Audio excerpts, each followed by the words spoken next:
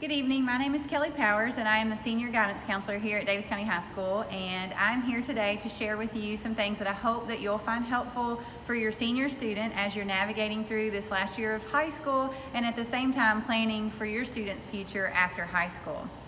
A lot of parents are calling and students are visiting my office early on asking, what do I do? How do I start? And so I'm going to go through just some tips and kind of a guideline of order of operations that I would think might best suit your student and help them be successful in the next step. First, I would encourage you, if your student doesn't know yet where they would like to attend, to start with campus visits. This is a great time to visit because campuses are back in session now. Our students are allowed 3 campus visits per year, so they can take a day off school and go visit and talk with admissions reps there to find out if their major's offered, what kind of financial aid or scholarships your child might be eligible for. That's a great way to personalize a tour during the school day. For that, you need advance permission, and you get that from Mr. Blue in the front office, and he likes to have that 3 days prior to the day you plan to visit. And then Ms. Judd will want you to have some sort of documentation from the school stating that you went on an official school tour. Also, it's time to go ahead and start applying. So once you know which schools your child is considering, go ahead and get online at those colleges and start the application process. With that, you'll quickly learn that there's an application fee for each college.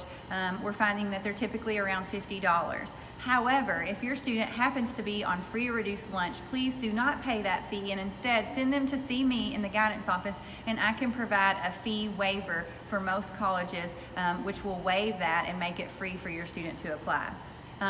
In years past, OCTC has been free, so if that is where your student is planning to attend, you will probably not see a fee associated with that. In addition, colleges are quickly going to be asking for your student records or your transcript. You do that through Parchment. I have met with the senior class recently and told them about how to set up a Parchment account. They will find an email from our office just a few days ago. So if they haven't done that yet, tell them to check their student email, search Parchment, and then we'll see step by step how to set that up. And it really just takes a matter of minutes to get that set up. And from there, they tell their transcript where to go. So if they're applying to 4 different schools, then they just select those schools and it happens.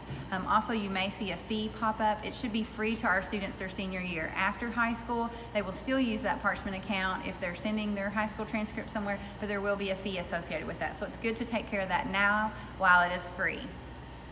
Speaking of sending ACT scores, a lot of the larger colleges and universities are going to want to see ACT scores from ACT directly.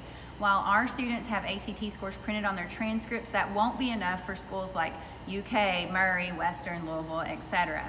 However, we have found that smaller schools are taking the transcript that you send through Parchment. So if you get notification we don't have your ACT scores, what that means is your student is going to have to log into their ACT account online and select that school to send their score.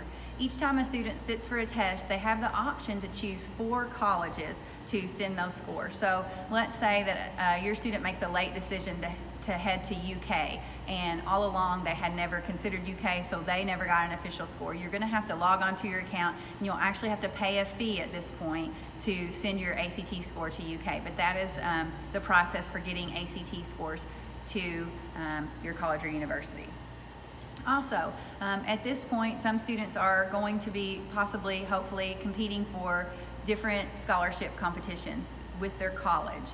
So when you do that, you're often going to see a letter of recommendation. I've commented this to students, and I'll share this with parents as well. Make sure that they are asking for that in plenty of advance, giving teachers, people in this building, lots of time to write a meaningful letter. And with that, they should submit some sort of resume to the teacher, because while a teacher can know your student in the classroom academically and comment on participation and attendance in class, knowing some of their outside activities, work history, maybe their involvement in athletics would also be beneficial to the student and make for a much better letter of recommendation. With that, also I would like to encourage you to help me in encouraging your child to always send thank you notes for that. So if teachers take time out to do those things, in addition to all the many tasks that they do every day, please encourage your student to always, always, always write thank you notes. In addition to letter of recommendation, if your child is competing for a scholarship of some sort, they will be asked to write an essay. I would encourage them to go ahead as soon as those become available, and some of them likely already are, to go ahead and draft an essay. And then read it, proofread it for spelling and grammar mistakes. I encourage students to read it to themselves out loud to catch those things, and then have 2 others read it. So look for your former English teacher or a friend that is a great writer, or a parent, or all of the above, and then revise and then submit that essay. So let a couple of people look at that before you submit. Next step probably would come October 1st when FAFSA opens, and that is where you're going to receive financial aid. So FAFSA opens online, and you just go to FAFSA.gov on October 1, and that is where you are going to find out through this program how much it costs for your child to attend a college or university. So while there may be 4 students who are all applying to University of Louisville, the price tag on that may look different depending on family income, scholarships, etc. So you will get those letters, even though they open October 1, you probably won't expect to get the financial aid letters from your colleges until late spring. And so at that point, it's probably more likely when your child is actually making the decision of where they would attend. Speaking of financial aid, I want to say a few things about this, and it may be a review to some of you parents who have gone through this process before. But with that, you will compare those financial aid letters between different schools. If you have questions when you get those, which often parents do, and they call our office, that's not something that we are able to advise or help on too much. We encourage you to call the financial aid office at that particular school to ask about the details of your financial aid letters. Understand your loan options. Look at them closely, because they're going to say, here's how your kid can go to Murray State University. You as a parent can borrow this much money, your student can borrow this much money. So look at the student versus parent loan options. Financial aid is essentially money that you use to pay for college. So funds can come from different sources, including the U.S. federal government, the state government, the college itself, and nonprofit organizations and private organizations. Federal student aid includes grants. Grants is much like a scholarship. It's money given to you that you do not have to pay back. The only exception would be if you were to drop out mid-semester or make failing grades, then you may find that you have a bill for the money that they allowed you to go to school. So if it's not used effectively, that's the only time that I'm aware of that you would be asked to pay that back. In addition, there are loans, which obviously is borrowed money you must pay back with interest. And also you may see a work-study allotment on a financial aid letter, and that is essentially a work program through which you earn money to help pay for your school. So then the other big piece of money is going to come from scholarships potentially. And colleges provide the biggest amount of scholarships for your students. So when students are looking for that full ride, and I've had this conversation with the seniors recently, or the big, $10,000 or paying my tuition, those come directly from the college. So those are your big ones. And I need you to know that deadlines are approaching quickly, and I don't want anyone to miss out. So if you're a student who has high academic, a great record, I guess I would say, a high GPA, a high ACT, and you can compete for those, you need to be very aware of the deadlines. Last year, UK, for example, was a December 1st deadline. So that's those letters of recommendation, the essay, and already being admitted to the college. So you can see why some of these things have to happen first. So you're visiting colleges, narrowing your choices, deciding where to apply, at the same time applying for scholarships to the college. So each campus handles that differently. Some just that the application itself takes care of it because they get your transcript, they look at your grades, they look at your ACT, and award you that. Others, it's a competition, and it depends kind of on how high up your ACT and GPA may go at each university, how that is handled. But be sure to check those out.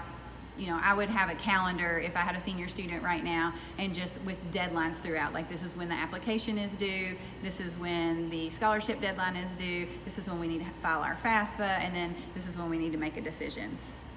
You can also consider employers. Some of you may work at a place and you're aware of scholarships given to seniors. We see students benefit from that from time to time. Of course, churches, civic organizations, and veteran affairs. The scholarships that I'm aware of, sometimes students or parents will come in and say, tell me about scholarships, how to apply for scholarships. I quickly direct you back to the college and to the college website. Those are questions to ask your admissions office when you go on these tours. That's a good question to ask them about how do you apply, how do I know if I qualify for one, and they can guide you on that. But in addition to those, the civic organizations in our community often come across my desk, and so where can you find those and how can you stay in the know on that? And you can do that by simply following and checking our guidance webpage. So many of you likely already visit the school webpage from time to time to get information.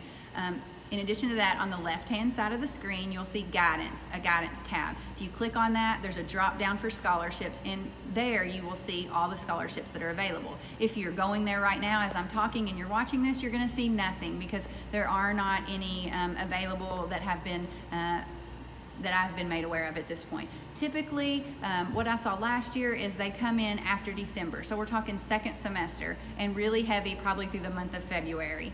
But I would just maybe set an alert on my phone calendar to check it every week or two because there are frequently ones that come through. These are not going to be your full ride type scholarships, but still you may see 1,000, 2,000, 500 here or there, and those can add up and take care of some of the college necessities as well. In addition, students will ask me about, what about that scholarship because I'm left-handed or I'm flat-footed or this. Those are national scholarships that you can search through national databases, and I have a couple to share with you.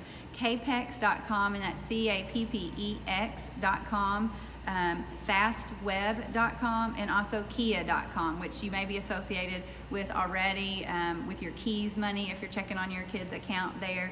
Kia, KHEAA.com also. So you might check for something specifically if your child knows they want to be a nurse, for example. So you might be able to filter out, going to major in nursing, I have a 3.0 and a 28 ACT, and then that would filter down, here's some that they might apply for. Realize when they're applying for those types, they're probably competing nationally, but every once in a while a student may get lucky and get one. So if you're looking for something right now, that might be another place to start searching. Eventually, in the spring, when you get all of the financial aid offers and you compare the different letters and decide what is the best fit for your child and your family, you're going to notify one school that you accept that offer. And if you've applied to 5 at that point, then you need to notify the other 4 schools that you have in fact decided to go elsewhere. And then from there, it's exciting. That's when you buy the shirt. So you are going to find out where and when is freshman orientation, and be aware that a lot of times students take care of this during their senior year. I can remember even when I went to school that I went to freshman orientation and scheduled my fall classes in March of my senior year. And so it's just like how you can imagine the first in line get the first choices. So it's good to go to an early orientation in order to get the best selection of college classes that might be available. So I recommend the earlier the better, but some will offer a few throughout the summer as well if needed. And then the next thing they're going to quickly be asking you for is a housing deposit. And again, you're more likely to get your first choice if you send that in sooner rather than later. So that kind of gets you in line. Last things I would like to share is just a few upcoming events to benefit your senior. One is we are attending the Owensboro Regional College Fair at Brescia on September 19th. We'll load buses here at the school that morning around 8 and head over there, and we'll have about an hour, and it will be much like the evening tonight is, where admission reps are set up eager to talk to and answer questions for your students. So if you meet someone tonight, you start getting interested, then you all start talking more college and you have more specific questions, that's a great time to remind your student, hey, ask them about this while you're there, because you can be sure that likely the ones here and maybe even more will be at Brescia that day. Also, if you hear me talking about financial aid and you're really feeling anxious about the process and you're thinking, I could really use some help on this, know that Daviess County hosts a FAFSA night October 18th. So you remember I say FAFSA opens online October 1st. It's not necessary that you do it that first day. If you feel like you need help, this is your first time, or maybe it's your 6th time and you just would like somebody to sit beside you and walk you through the process, we will have professionals here from different local colleges and agencies to help with that process, and that is again October 18th. So you may want to save the date for that, because again the FAFSA part, the financial aid part, is something that we don't ever advise parents on, and that's kind of out of our wheelhouse of expertise here. Also, your student may be at the point where they need a certain score to get in college, and you've already identified that. They need to get 2 points higher in math or 2 points higher composite to compete for the scholarship at UK. Know that our next ACT available for them to register is October the 27th. Of course, that's a Saturday, and you must register online by September 28th to be put in that. Realize when you start doing the math of, oh, there's a December 1 deadline for scholarships, hopefully your student is already at that point or taking the September 8th ACT for that consideration. If you have any questions, please don't hesitate to see us. Mr. Pippin and I will be around all evening tonight during this college fair. We're happy to help, and otherwise we're just an email or a phone call away. Thank you for your time. Hi everybody, my name is Trey Pippin. I'm the College and Career Readiness Coach here at Daviess County High School. I'm excited to share some information with you about college and how I can help your student in my role here at the school for next step planning for what comes next for them after high school. One of the things I really want to mention to you is that the transcripts that your students might have if they have taken advantage of any of our dual credit opportunities is that their transcripts from the high school do not include their dual credit official transcripts. Let me give you an example. Say your student has been taking a class through Owensboro Community and Technical College and they are applying to go to school at the University of Louisville. While those classes will show on our Daviess County High School transcript, their official transcript from the college must be sent to the school that they're applying to. Unfortunately, we can't take care of that for your student.